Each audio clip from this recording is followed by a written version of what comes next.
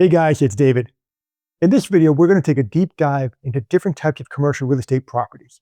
Now, you can probably think to yourself, why is that so important? Well, let's think about it like this. Many people, just thinking about commercial real estate can get overwhelming. If you're coming from the residential world primary, where you're dealing with single family homes or 1 to 4 units, or if you're coming from commercial real estate, but you've been really basically dealing with the same property type over and over and over because you specialize in multifamily or you specialize in retail, thinking about the other types of properties can seem pretty overwhelming. And let's face it, commercial real estate is like the Wild West, right? Across the country, in every little nook and cranny, there are multiple different property types. They come in all different shapes and sizes. There's no two borrowers. Everybody's got a different investment strategy. It's not like buying a home where, okay, someone's going to live in the home. Here you're going to invest in the property. Well, what are you going to do? Are you going to build? Are you going to refinance? Are you going to renovate? Are you going to hold for the long term? What's your investment strategy? What's your business plan? You don't think of a business plan for a very small property, but once you get into traditional commercial real estate, those borrowers better have a very strong business plan or they're unlikely to be successful with this investment. So the first thing we really need to do is to make order out of the chaos. And that's what we're going to try to do today. I'm going to help present property types in a whole new way, in a way that kind of organizes them, systematizes them, so that you in your mind can have a much greater comfort level, a much greater confidence when you think of and speak about commercial real estate. Or more importantly, as deals come across your desk, you're really going to know, okay, listen, okay, it's a triple net lease property. I now understand. I know what the cap rate should be. I know the risk reward potential of that. I understand how this property and this deal fits into the larger spectrum of commercial real estate. I want you to think about any different complex problem. When Elon Musk is trying to build a rocket ship to go to Mars, he doesn't just sit down with his team and say, okay, guys, go build me a rocket ship. They need to break that plan into smaller parts. We all do. This is what engineers and scientists do all the time, and good business people do this. They take their larger business and they break it down into smaller parts.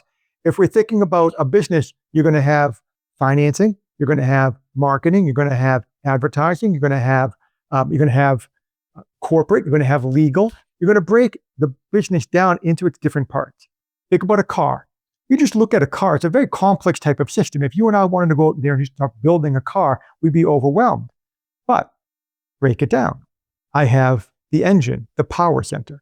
I have heating and ventilation systems. I have an electrical system. I have a braking and tires and the wheel system. I have the internal ergonomics of the car. How is it going to look and feel to the people sitting in there? I have the music system. These are all different systems within that one entity called the automobile. And so all we did was break it down into its parts, and then we can work on each of those parts independently. We're going to do the same thing with real estate. Instead of just saying, oh my gosh, I'm overwhelmed by all the different complexity and all the different property types of commercial real estate, let's break it down. Let's think through how we can look at the different property types and assess their different risk and reward and complexity and the different characteristics that go into each different property. Let's get started. The first thing we should do is just kind of name the different property types. So in commercial real estate, we traditionally speak about the 5 food groups, and that's going to be office properties. Number 2 might be multifamily. Number 3 might be industrial. I might have, let's not leave out retail, right? We all like to go shopping. We like to go for dinner. We like to buy things. That's all retail. And then finally, 1, 2, 3, 4. Finally, I might go hotel. Those are the traditional 5 food groups we speak about in commercial real estate. But we know that there are more than that, right? So there's also going to be land. Plenty of people make a fortune speculating on land, but it is speculative. In addition to land, now you're going to have more of what I call the specialty types. Your churches, your marinas, your car washes. I'm sorry for putting a church in the same category as a car wash, but they're all specialty types of properties to me. You could have educational facilities, schools, universities. You might have theaters and auditoriums and sports facilities. Anything you could think of, if somebody's buying it to make money from their property, it's a specialty commercial real estate type. So once we begin to identify all of these, we can then think through some of the subtypes. Multifamily is going to break down into a whole bunch of different subtypes. And I could just categorize multifamily and saying there are large skyscrapers that people live in the big cities. There are mid-rise, what we might call 8 stories. And then there's going to be garden style, which is what many of us are familiar with in suburban America. There are these sprawling garden style, 2 to 3 story, you know, little properties, 50 little, or no, that's a lot, but let's say 12 little properties, each of 8 units, right? Until you have 48 unit complex. That's a garden style apartment property. But what I wanted to speak of was to say that multifamily really has a couple subtypes, which might be student and it might be senior. Now, I'm going to include in senior your assisted living and your special care facilities, your ALFs. Everything might go into both of those buckets. But I just want you to see, just off the top of my head, I could break down multifamily into student, into senior. Industrial, I might break down into triple net lease properties, and we'll talk a little bit more about what triple net lease means in a minute. I might also include in here self-storage. I'm a little hesitant because I might call self-storage its own major category nowadays. But traditionally, I think we would have put self-storage in industrial, or maybe it's retail. I don't think it's retail. I think it's industrial. Let's talk about retail for a minute. You've got your big box. You've got your Lowe's and your Home Depots and your big shopping areas with your large grocery stores. That's all big box retail. You then have small strip centers, and strip centers. And you might have your mainstream indoor malls. That's all retail. By the way, a standalone restaurant are retail. I'm trying to think of, any kind of standalone property. You see these very typically in the parking lot of a larger strip center or a larger mall where there's a McDonald's there. Okay, that's a retail. That's just standalone, probably triple net lease retail property. Hotels. We know all about this. We go to extended stay hotels. We have luxury hotels. We have business hotels, your Marriott Courtyards and such. So hotels come in lots of shapes and sizes. And of course, that's going to include all of your motels in rural communities or very small towns across America. There are hotels. So this begins to get crazy, right? I've got 5 or 6 different I've got 5 major types, land, and then I forgot to add down here, specialty types, which are just endless. And I need to really begin to understand, how do we organize all this? How do we make sense of the differences of each one? And so what I want to begin thinking about is the different operational complexities of each of these properties, really the different characteristics of each of these properties. And we could think of it like this. I'm just going to write this word down. The complexity, operational complexity, right? How difficult is it to own, operate, manage these different property types? And think about that for a moment, and you'll realize they're not all created equal. For example, an industrial property could be one tenant, right? That's very often what a triple net lease property means. Just to come back to triple net lease for a second, triple net lease is going to mean that the owner of the property receives his revenue net of real estate taxes, net of property insurance, and net of utilities. If you think about those three, those are the 3 major expense items that are completely out of your control, completely out of the owner-operator's control.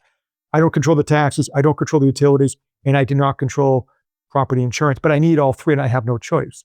If I can de-risk my property by pushing those off to the owner, I now have if I can push those off to the tenant, to the borrower, I now have a triple net lease property. But if I just think of an industrial property for a moment, and I'm picking on industrial, I'm highlighting industrial because to me it's the simplest. An industrial could be 1 unit, could be 1 tenant, could be a very large distribution center and Amazon is the 1 tenant in there, or whatever company it might be, or it could be a 4 to 5 unit bay, distribution center or warehouse, whatever it might be. There's not a lot of moving parts to that, especially if it's triple net lease. Let's contrast that with what is typically considered the most operationally complex, which would be a hotel. If you think of a hotel, let's pick a 100-unit hotel. That 100-unit hotel goes vacant every night and has to be leased up and sold 100% the next morning. Just think of the sales, the marketing, the teams that have to be involved, the staff that is needed to do all that day in and day out consistently year over year. My gosh, just think of the number of leases you need to sign 365 days of the year. You've got a 100-room or 100-key, we say in the hotel business, a 100-key hotel. You've got 36,500 leases you need to sign every single year. Now that's a little bit different than if you're an industrial and if you got, five tenants in your one industrial property that are signed on a 5-10 year or longer lease. You don't have a lot of moving parts. You don't have as much complexity. So you could look at this across all these different property types and we can begin to organize them a little differently. So I'm going to take a second here and erase this. Let's start with what I might consider the least complex. And I'm going to start down here and call that triple net lease industrial properties. After that, I'm actually going to separate this out. Now, I said I wouldn't do it, but I'm going to self-storage. Okay. After self-storage, I might go multifamily. Again, we haven't talked a lot about multifamily, and I know it's so common. It's what most of us think about and what many people start off their investment journey if they choose to be investors, or for that matter, if they choose to be mortgage brokers. They tend to start off in multifamily because it's what we're all most familiar with. I lived in a home. I live in a space right now. I grew up in one. I tend to understand, or I think I understand the dynamics of a residential property. But the idea with why I consider multifamily property relatively not as complex is because, first of all, the leases tend to be 1 to 2 years. You very rarely see a residential apartment lease for longer than 2 years. And people will do whatever they can to stay in their home. They'll sell their car and get a smaller car or a less expensive car. They will cut back on eating out. They'll cut back on their vacations. They'll take an extra job, but they don't want to move. The kids are in school. The kids have their friends. I've got my friends, right? I commute to work, and I like my commute to work. I like my shops and my restaurant that are nearby. I don't want to move. Plus, I just don't want to move. I don't want to have the moving truck and pack. It's a nightmare. So multifamily is generally considered relatively safe because once you sign that 1 or 2 year lease, it has to take a dramatic effect for that person to want to move out. Now, we used to joke down in areas of Florida. I used to do a lot of work in Tampa. We used to joke, and I'm sure this is consistent around the country, that people will move out of their apartment for a free concession down the street. We just say, you give them a free toaster oven, and they'll move down the street to save $10, $5, and get some kind of some benefit to moving out. And that's may or may not be true in some situations, but in generally, people don't want to move. Again, if they're going to move, it's going to take a lot for that to happen. And my background's actually in multifamily. I've acquired quite a lot of multifamily, almost 9 figures worth of it, for family offices and private equity firms that I was fortunate enough to work with. And I saw this firsthand that, once you sign a lease with a good tenant, they really are going to be there for many, many years, no matter what you do to the rent. I mean, you have to really raise the rent dramatically for it to change. And most owner operators don't do that. So anyways, industrial, self-storage, multifamily, what's next? So on this scale, I might put office property in here. And I'm going to put a close second cousin to this, or definitely not a cousin, but a close second to this would be retail. I consider these right around the same cap rates. Again, they're so different in many regards when you start talking about a cap rate. So I don't want to do that quite yet. But just thinking about office and retail, long-term leases, typically 5 to 10 years or longer. Same thing over here. Generally not moving very often. Also very dynamic and dependent on the economy. Small businesses go out of business all the time. Small retail shops, same thing, right? Restaurants go out daily. So you've got a lot of operational risk in a lot of different properties. Obviously, if you're thinking in your mind, well, that's not true. I know an office property in downtown Dallas that has been occupied 100%. You're right. I agree with you. Office properties in Manhattan are going to have 4% cap rates, right? They're incredibly low risk. Retail centers could be the same. A phenomenal mall that's been in business, the Galleria in Houston, or I'm trying to think of other shopping centers that are it's so extremely entrenched in the economy and in the city that they're not going anywhere. But that's not typical, right? When I'm thinking retail or office, I'm thinking suburban office, suburban retail, because those are the properties that most of us watching this video or making this video are going to be involved in financing, or buying and owning, operating, or working in. So that is the 1, 2, 3, 4, 5. What have I left out? I have left out hotel. So let's add hotels in here. And so I would say, again, we looked at earlier, we spoke about the fact that if industrial properties are the least complex to operate, hotels are the most complex to operate. And if I wanted to go off this chart here, I would, it's going to be up in the sky. I would put, my resort in Belize, right? I mean, if you've been around long enough, you get calls like this at least a couple of times a year.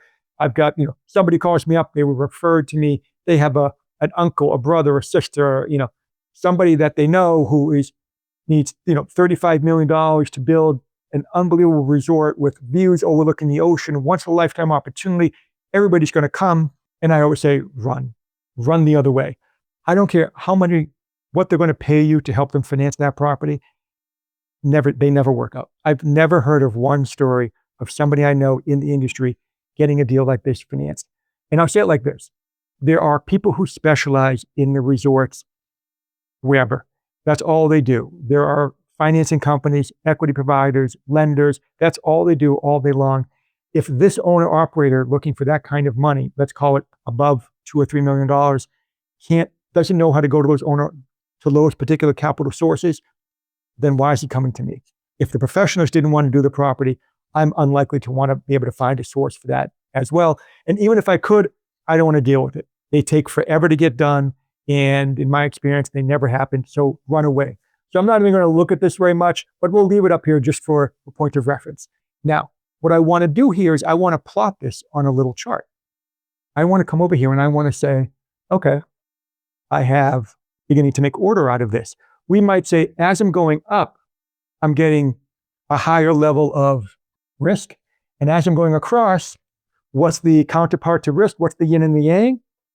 I better be getting more of a reward. So immediately we would imagine that industrial is going to have low risk, low reward. Hotel is going to have higher risk and high reward.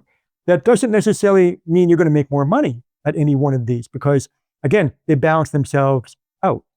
But in general, if you are a successful hotel owner operator, and you hear this very often, guys make a tremendous amount of money. And that's not really fair. I mean, you can make money obviously across any different spectrum if you know how to buy right and how to manage effectively.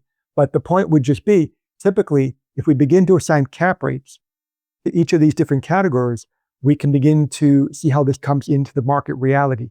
And let's just take a moment before we do that and just say, what is a cap rate? It's just taking, what is a cap rate? A cap rate is a measure of the investment return on an unlevered project. So if there's no debt, if I have to buy this property for 100% equity, what kind of investment return would I expect? That's going to be my cap rate. Cap rate is just going to be a measure of your NOI relative to your purchase price. And so why people like cap rates very often is because cap rate will take into account the income minus the expenses to get you to the NOI. And that's going to be before you take off any kind of debt service, any kind of mortgage payment. So that's why we say it's an unlevered return. Now, if you want to learn more about cap rates or any of the other terms that we're going over today, or any of the subject matters that we're going over today, you can come to the 8Cap Academy. And if you look in the comments below, I'll give you a link to that. And now I'm also going to include in the comments down below a PDF kind of one-pager that summarizes a lot of what we're saying today, including how this chart comes together. Okay, so let's begin to assign cap rates, or what kind of investment returns we would expect across these different property types. I'm going to tell you, if you start at hotels, you're probably starting somewhere between a 10 and 12% cap rate. If somebody came to me and said they have a 6% cap rate on a hotel, it would be a red flag to me. A red flag, not necessarily a deal killer, but just saying, what's the story? There's got to be something going on there, because in general, most hotels, again, I'm not talking about the Four Seasons in Columbus Circle, Manhattan. I'm talking about a regular hotel, a garden-style Marriott Courtyard, right? I'm expecting that to be up in this area.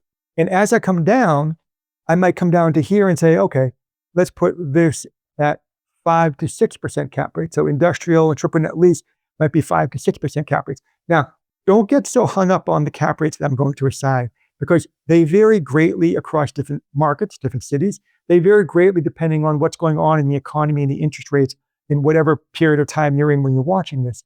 But it's the relevancy between that. This is going to be your low, and this is going to be your high. So I might come down 5 to 6. Maybe this is 6 to 7, 6 to 7 again for multifamily. I might now go 7 to 8 for office, maybe, 7.5 to 9 for retail, again, depending on the retail sector. And then you're going back up there. So 5 to 6 for industrial, 6 to 7 for self-storage and multifamily, 7 and 8 and 9 for office and retail, 10, 11, 12 and beyond for hotels and whatever. Again, it's not a negative to say you bought a 10 cap. I mean, in some ways, some people would say if they're used to buying properties at a 10 cap, why would anybody only want a 5% return on a property? Why wouldn't you all day long want to put your money to work in deals where you're going to get a 10, 12% unlevered return? By the time you add leverage to this, you're talking 13, 14, 15 on day one, the day you bought it. That's a phenomenal return. Answer, because there's much more risk involved. There's no free lunch in real estate or in any business, right? It's going to be a lot of hard work, a lot of intelligence, a lot of skill. In your role as a financier or as an investor, it is to understand the larger commercial real estate universe and how everything fits together. And these all work together because in every city in America or many cities around the world, you're going to have all these different property types all operating in the same section, the same area. And it's important to understand how they all work together. And again, I want to come back and say, we started out here wanting to organize and have a system to understand the wild west of commercial real estate.